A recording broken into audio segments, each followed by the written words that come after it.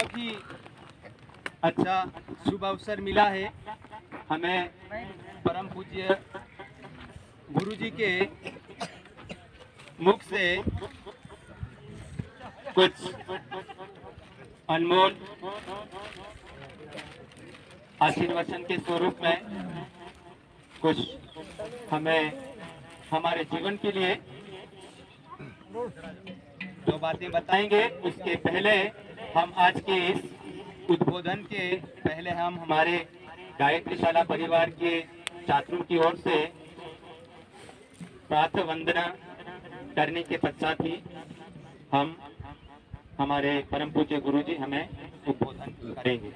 तो बालिकाएं प्रार्थना के द्वारा शुरू करेंगे और आप बच्चे जो है हाथ जोड़ेंगे सभी और आप लोग उस प्रार्थना को दोहराएंगे।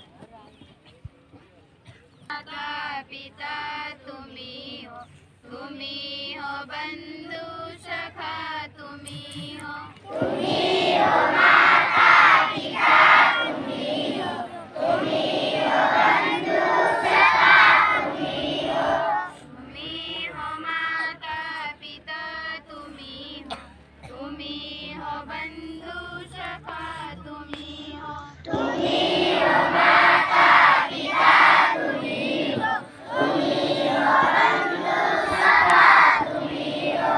जो खिल सके ना वो फूल हम है तुम्हारे चरणों की धूल हम है। जो खिल सके ना वो फूल हम है तुम्हारे चरणों की धूल हम है। तुम्ही हो माता पिता तुम्ही हो बंधु सखा तुम्ही हो माता पिता तुम्ही हो बंधु सखा तुम्ही हो साथी तुम्ही सहारे कोई न अपना सिवा तुम्हारे। तुम्ही हो साथी तुम्ही सहारे कोई न अपना सिवा तुम्हारे। तुम्ही हो माता पिता तुम्ही हो बंधु सखा तुम्ही हो माता पिता तुम्ही हो बंधु सखा तुम्ही हो। दया की दृष्टि सदा ही रखना तुम्ही हो बंधु सखा तुम्ही हो। दया की दृष्टि सदा ही रखना तुम्ही हो बंधु सखा तुम्ही हो। तुम्ही हो माता पिता तुम्ही हो बंधु सखा तुम्ही हो माता पिता तुम्ही हो बंधु सखा तुम्ही हो। तुम्ही के नैया तुम्ही के वैया तुम्ही हो बंधु सखा तुम्ही हो। तुम्ही के वैया तुम्ही के वैया तुम्ही हो बंधु सखा तुम्ही हो। तुम्ही हो माता पिता तुम्ही हो बंधु सखा तुम्ही हो माता पिता तुम्ही हो बंधु सखा तुम्ही हो। तुम्ही हो माता पिता तुम्ही हो बंधु सखा तुम्ही हो माता पिता तुम्ही हो बंधु सखा तुम्ही हो। धन्यवाद।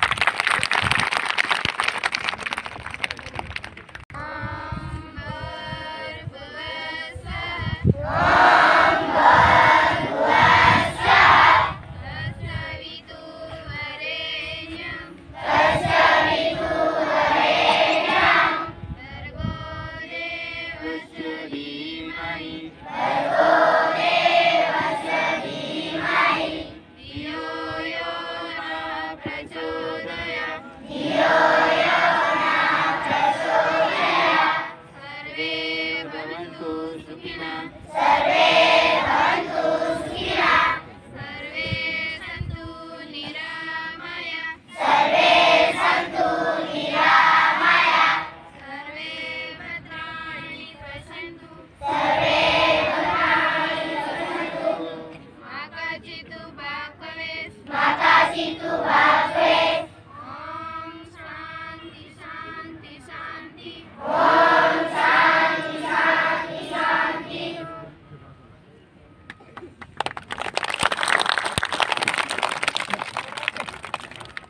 ग्रहण करेंगे। प्रभु सुन लीजिए साधना के दिव्य पद में ध्यान हम पर दीजिए। प्रार्थना के छंद पावन हे प्रभु सुन लीजिए साधना के दिव्य पद में ध्यान हम पर दीजिए। हम लघु बालक तुम्हारे तुम हमारे देवता। हम लघु बालक तुम्हारे तुम हमारे देवता। ज्ञान मंदिर में पधारे अर्घ लेकर नम्रता। ज्ञान मंदिर में पधारे नम्रता। मंत्र अनुशासन सिखा गुरु कृपा हम पर कीजिए।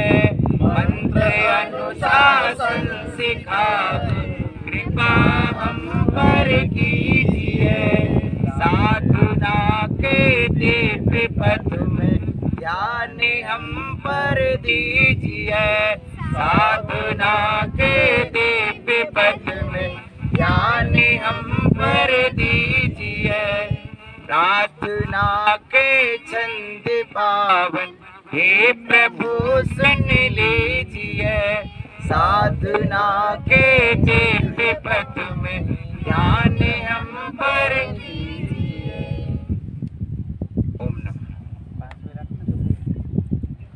प्रिय बालकों, आज मध्य प्रदेश में प्रवेश हुआ। प्रवेश के साथ ही प्रथम चरण में यह आपका विद्यालय रम्य पहाड़ी, हरा भरा सुरम्य वातावरण, प्रकृति की गोद में खेलने का पावन अवसर। प्रिय बच्चों,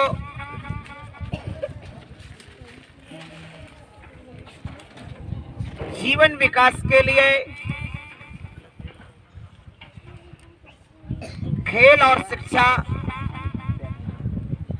दोनों महत्वपूर्ण हैं।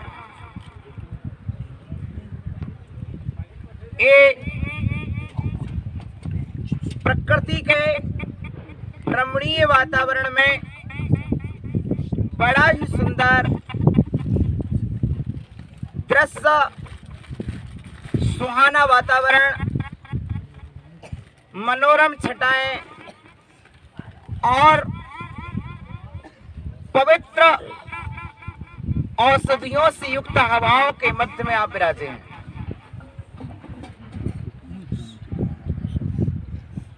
बच्चों, शिक्षा और संस्कार अपने जीवन में दो जरूरत चाहिए, शिक्षा और अब आप बोलिए, आप घबराइए नहीं, बोलिए। दो जरूरत क्या है? जीवन विकास के लिए दो जरूरी चीजें क्या है? शिक्षा और बच्चों बोलो, आप भी बोलो, शिक्षा और संस्कार। संस्कार माने अच्छी आदतें। संस्कार माने अच्छी आदतें, अच्छा आचरण। शिक्षा और आचरण, शिक्षा और आप सभी इस विद्यालय के माध्यम से शिक्षा के चरण में बढ़ रहे हैं और यहाँ पर प्रतिदिन सीखते हैं। कभी हम भी ऐसे बैठते थे और सीखा करते थे। ये गांव का माहौल बड़ा ही दुर्लभ और बहुत पवित्र होता है।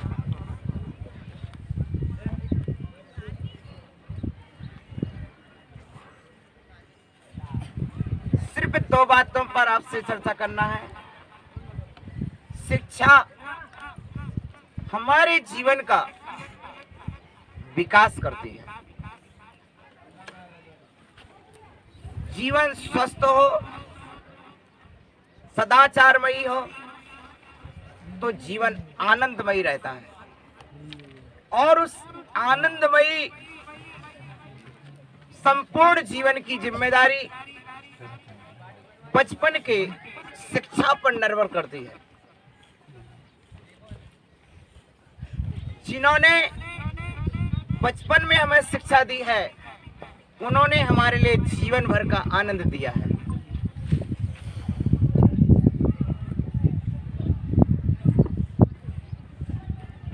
हमारे इस विद्यालय के संस्थापक संचालक महोदय यहाँ विराजे हैं। आपने यहाँ लगभग 300 बच्चे बैठे हैं और बहुत से बच्चे पढ़ के आगे बढ़ गए होंगे और आगे आएंगे। जितने बच्चों के लिए शिक्षा का द्वार खोला है उतने बच्चों के लिए सुख, शांति, आनंद का द्वार खोल दिया है। बच्चों, आप सभी को याद रखना है, कभी आपने दीवार बनते देखा है, मकान बनते देखा है? बोलो, बनते देखा? किसका बनता? ईंट का बनता ना? क्या का बनता? ईंट का। किसका बनता है? ईंट पर ईंट रखते जाते तो मकान बन जाता। बीच में कुछ लगाते कि नहीं लगाते? ईंट के बीच में क्या लगाते? सीमेंट लगाते ना। जिस तरह से ईंट को जोड़ने के लिए सीमेंट की जरूरत होती है, उसी तरह से शिक्षा के बीच में आचरण की जरूरत होती है।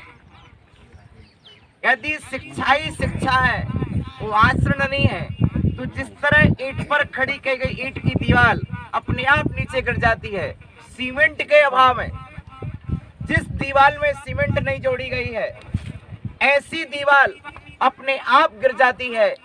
उसी तरह से आचरण के अभाव में शिक्षा का कोई महत्व नहीं होता है। ये आपका बचपन बहुत प्यारा है। ये बचपन बहुत दुर्लभ होता है, लौट के नहीं मिलता है। याद रखना, जीवन रूपी महल की आधारशिला पूरा बचपन है। बचपन में जो हम सुन लेते हैं वो हमारे जीवन भर काम आता है। जो हम सीख लेते हैं हमारे जीवन भर काम आता है। बचपन में अच्छे संस्कार, अच्छी आदतें आ जाएं तो जीवन भर साथ रहती। छोटा सा पौधा को पानी सही समय पर मिल जाए तो वह पौधा मुरझाता नहीं, खिलता है, फल देता है, फसल देता है। ये छोटे छोटे बच्चे वो छोटे छोटे पौधे हैं, इनको सही समय पर उचित मात्रा में शिक्षा और आचरण की बातें मिलती रहें तो देश के महान व्यक्ति होने में देर नहीं लगता है। ये सत्य बात है कि सभी एक से नहीं होते। हाथ की 5 अंगुलियां एक बराबर होती क्या? नहीं होती। पर पांचों का महत्व है। यदि हम पेन पकड़ना चाहें तो कुछ अंगुली काम आती है, हम दूसरी वस्तु लेना चाहें और भी अंगुली काम आती है। उसी तरह से कभी बच्चे अपने जीवन में हीनता महसूस न करें देखो, कोयल अपने स्वर में गाती है, चिड़िया अपने स्वर में चहकती है। कोयल को गाने का वरदान है तो चिड़िया को चहकने का वरदान है। अर्थात अपने बच्चों बीच में कोई बच्चे गाने में प्रतिभाशाली होते हैं, कोई खेलने में प्रतिभाशाली होते हैं, कोई पढ़ने में प्रतिभाशाली होते हैं, तो और कोई बच्चे कलात्मक क्षेत्र में आगे होते हैं। विभिन्न रुचि वाले बच्चे विद्यालय में होंगे, लेकिन सबके रुचियों के साथ एक आवश्यक चीज है कि आचरणवान होना सबको आवश्यक है। मैं जानता हूं सभी बच्चे गा नहीं सकते, सभी बच्चे दौड़ में आगे नहीं आ सकते, सभी बच्चे कूद नहीं सकते, सभी बच्चे बहुत सारा याद नहीं कर सकते, लेकिन सब बच्चे आचरणवान तो हो सकते हैं। परिवार आचरण से चलता है, समाज में अपना नाम आचरण से होता है। इसलिए सुखमय जीवन जीने के लिए आचरणवान होने की जरूरत है। महात्मा गांधी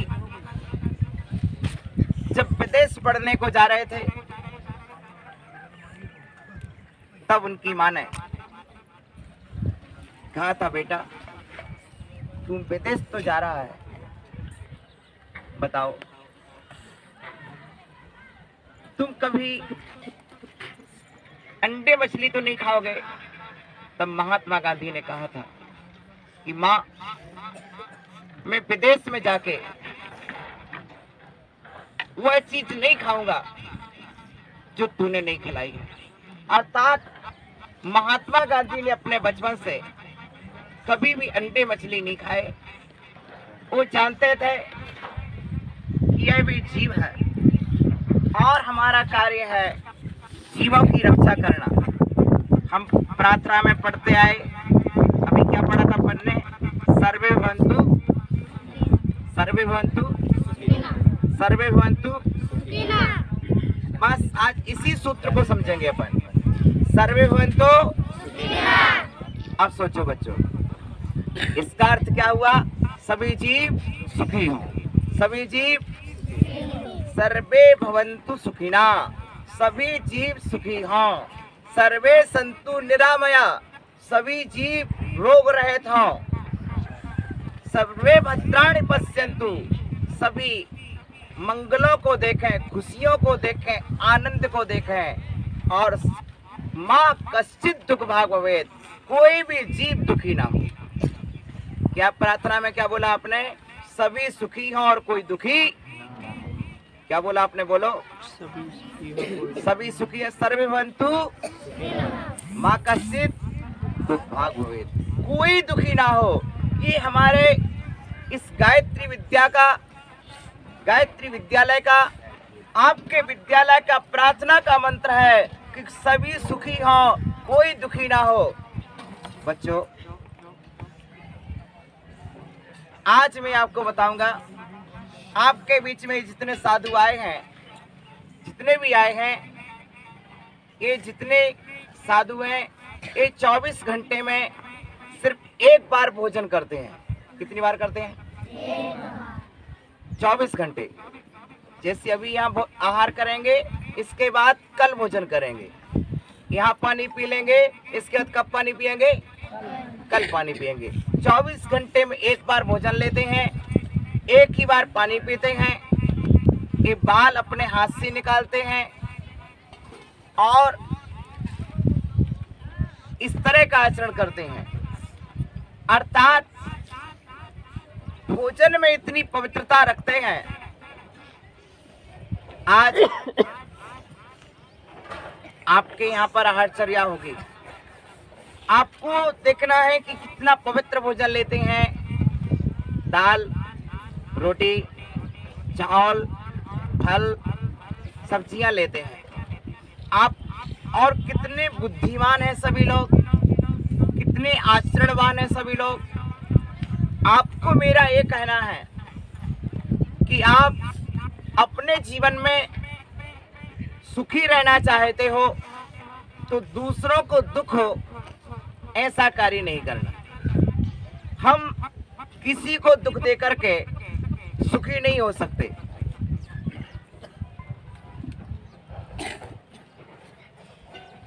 अब बताओ बच्चों, आप लोगों में से बहुत सारे बच्चे ऐसे होंगे जब हमारे संस्थापक पवित्र आचरण वाले हैं तो आपको बताते होंगे कि अंडे नहीं खाना चाहिए, मछली नहीं खाना चाहिए, मांस नहीं खाना चाहिए। बताते हैं कि नहीं बताते? बताते हैं। अच्छा ये बताओ, कल इसी रोड पर एक एक्सीडेंट हो गया। क्यों हो गया? आमने सामने दो मोटरसाइकिल टकरा गई। क्यों?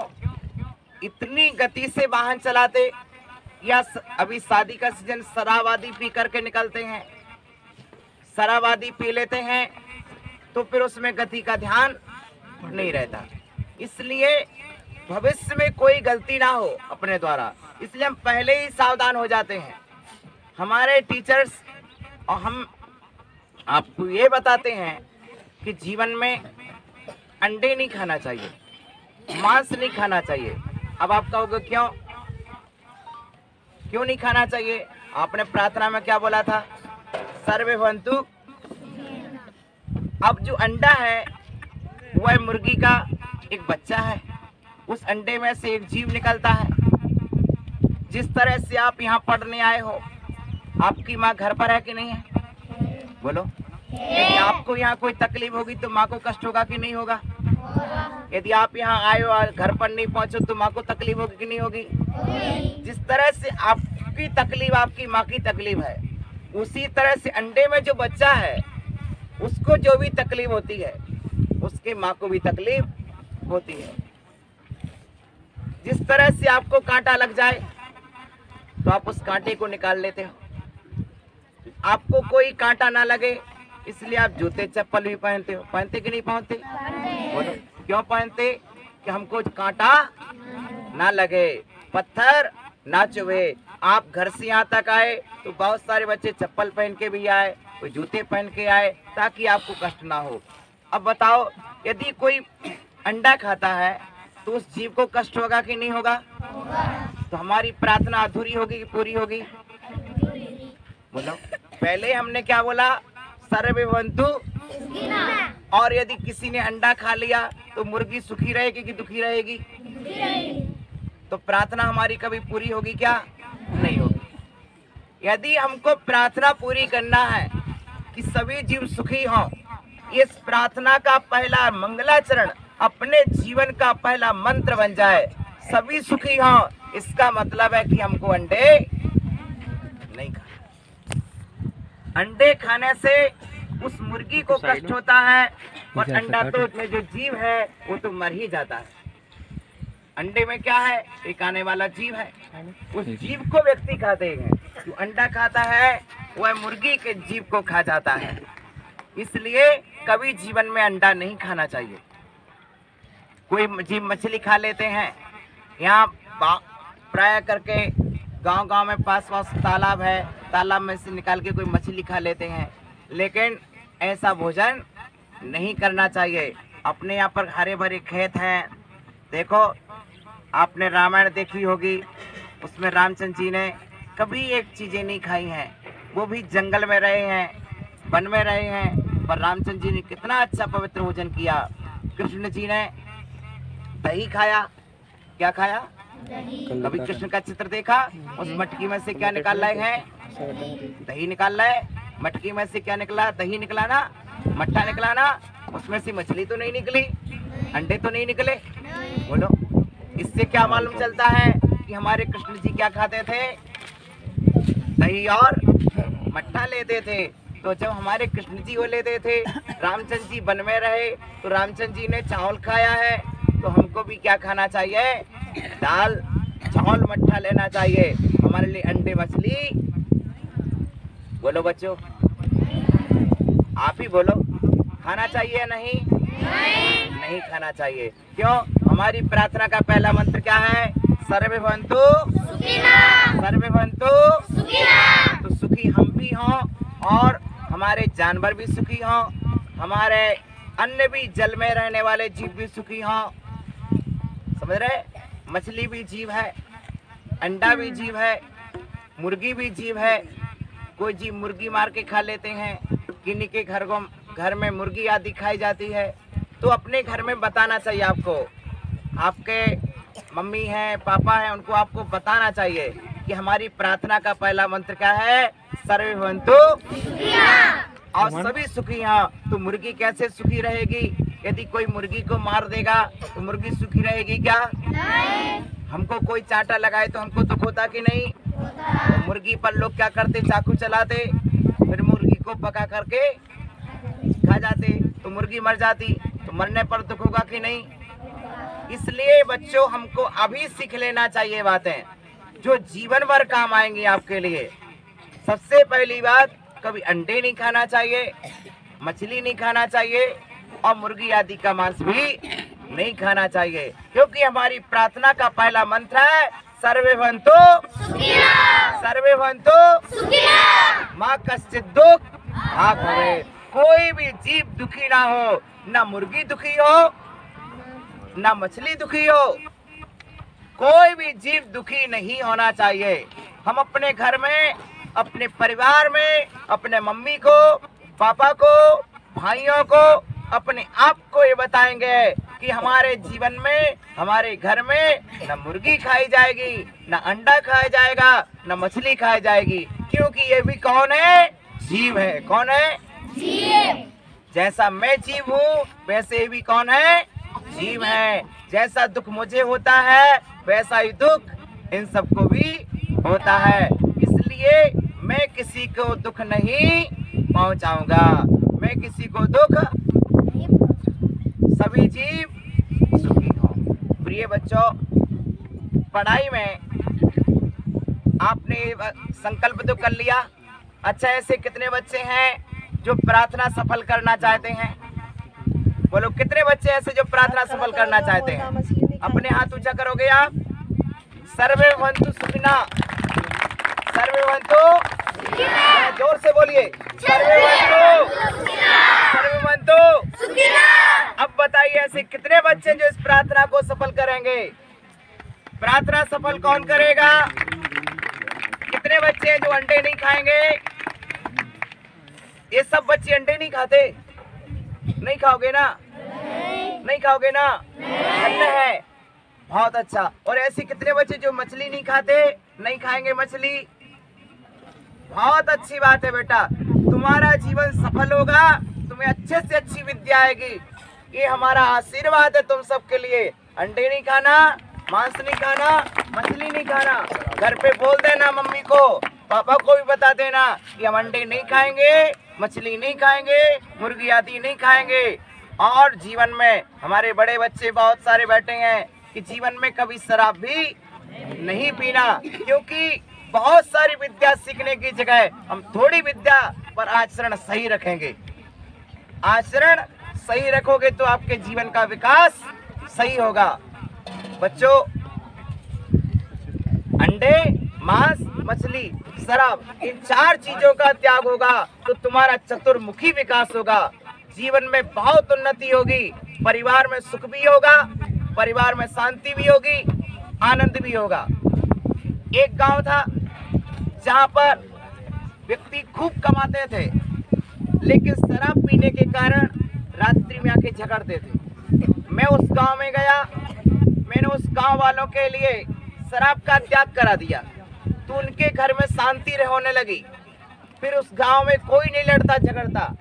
आप सबसे मेरा कहना है, शराब भी नहीं पीना चाहिए। अब थोड़ी सी बात, पढ़े कैसे? आप सभी से मेरा कहना है, आप सब पढ़ते हो? ठीक है। अब बताओ, पढ़ने के साथ साथ एक बात और आपसे है कि परीक्षा पढ़ के देते हो कि लिख के देते हो? बोलो। परीक्षा लिख के देते हो तो पढ़ाई के समय लिखाई बहुत आवश्यक है। अपने घर पर जो उत्तर आपको परीक्षा में लिखना है, आपको मालूम है कि हमें ये लिखना हो सकता है, तो जिस चीज को आपको लिखना हो उस चीज को घर पर बार बार लिखिए। अधिकांशतः बच्चे क्या करते हैं, पढ़ाई तो बहुत अच्छी करते हैं पर लिखाई नहीं करते। क्या करते हैं, पढ़ाई तो बहुत अच्छी करते हैं पर लिखाई नहीं करते हैं। और जबकि परीक्षा पढ़ाई करके नहीं दी जाती है, परीक्षा लिखाई करके दी जाती है। बोलो, परीक्षा कैसे दी जाती है? लिख करके दी जाती है कि पढ़ के? पेपर पढ़ा जाता है और उत्तर तो जिस उत्तर को आपको पेपर में लिखना है, पहले घर पर वो पुस्तक के उत्तरपन को लिख के देखना चाहिए। तो पहली बात तो आप लिखना सीखिए। और दूसरी बात, अपने हाथ की राइटिंग को बार बार संभालिए। हमारे टीचर भी यहाँ पर होंगे, भी बच्चों को बताएं कि अपने पास अच्छे से अच्छा पेन रखना सीखिए, अच्छे से अच्छी कॉपी रखिए और अच्छे से अच्छी राइटिंग रखिए। जितने अच्छे आप लिखेंगे उतने अच्छे आप बनेंगे। कल मैंने लिखा था, मेरा विचार मेरा आविष्कार। कल ही मैंने लिखा था, मेरा विचार मेरा आविष्कार। मेरा विचार मेरा विचार आविष्कार। मेरा विचार ही मेरा आविष्कार है। यदि अब्दुल कलाम ने इस देश के लिए अग्नि मिसाइल दी, यदि आइंस्टीन ने बहुत कुछ आविष्कार किए, न्यूटन ने बहुत आविष्कार किए, तो बच्चों में आप सबको ये बात यहाँ पर बता देना चाहता हूँ कि सिर्फ न्यूटन ही आविष्कारक नहीं है, सिर्फ आइंस्टीन आविष्कारक नहीं है। सुन रहे आप लोग? ध्यान से सुनना। हम आइंस्टीन से कह दें और न्यूटन से कह दें कि हे न्यूटन, हे आइंस्टीन, मैं भी अपने देश का आविष्कारक हूँ। मैं भी अपने देश का। कोई पूछे कि आपने क्या आविष्कार किया है, क्या आविष्कार किया है, तो आप खुशी से कहें, मैंने अपना विचार बनाया है। मैंने विचार बनाया है। क्या विचार बनाया है? मैंने एक विचार बनाया है कि मैं जीवन में शाकाहारी रहूंगा। ये मेरे विचार ही मेरे आविष्कार है। मेरा संकल्प मेरी साधना है। मेरा विचार मेरा आविष्कार है। बताइए, पहले वस्तु बनती कि पहले विचार बनता है?